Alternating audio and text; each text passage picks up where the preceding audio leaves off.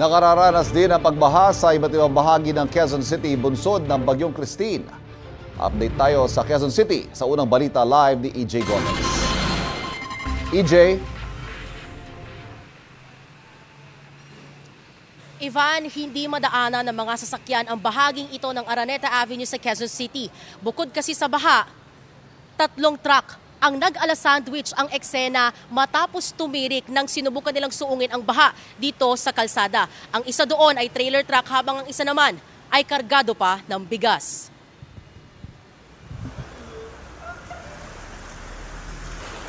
Sa ating pagbiyahe patungo rito sa Araneta Avenue, ilang kalsada ang nakita nating may pagbaha na dulot ng pag-uulang naranasan kagabi hanggang kaninang madaling araw.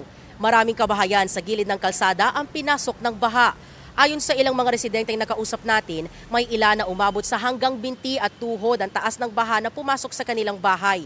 Pahirapan daw ngayon ang paglilinis ng kanilang mga tirahan, lalo na yung mga may negosyo gaya ng mga karinderya o sari-sari store. Pero wisyo raw ang baha dahil wala silang customer ngayong nananatili ang baha sa kanilang lugar. Samantala, may ilang tauhan ng MMDA ang nadatnan nating minomonitor ang kahabaan ng Araneta Avenue. Ginagabayan nila yung mga motorista sa mga kalsadang pwede nilang madaanan para maiwasan nga yung pagtirik ng kanilang mga sasakyan.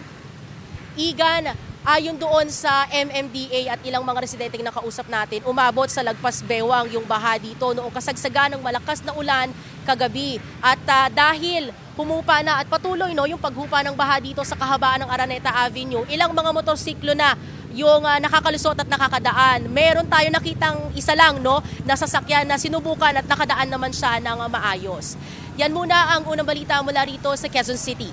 EJ Gomez para sa GMA Integrated News. EJ, anong balak nila doon sa mga truck na nakahambalang dyan?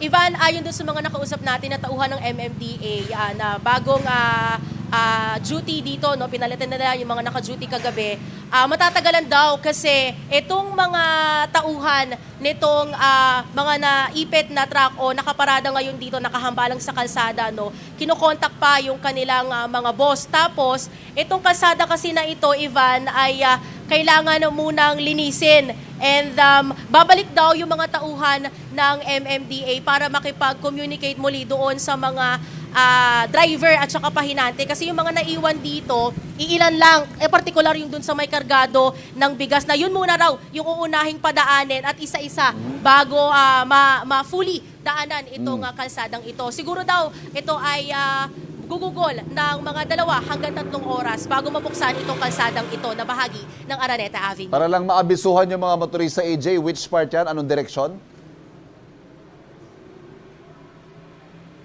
Ito ay papunta doon sa bahagi ng E. Rodriguez, corner Araneta Avenue pa rin. Alright. Maraming salamat, EJ Gomez. Ayan, mga kapusong motorista, iwasan niyo po muna ang bahagi yan ng Araneta Avenue.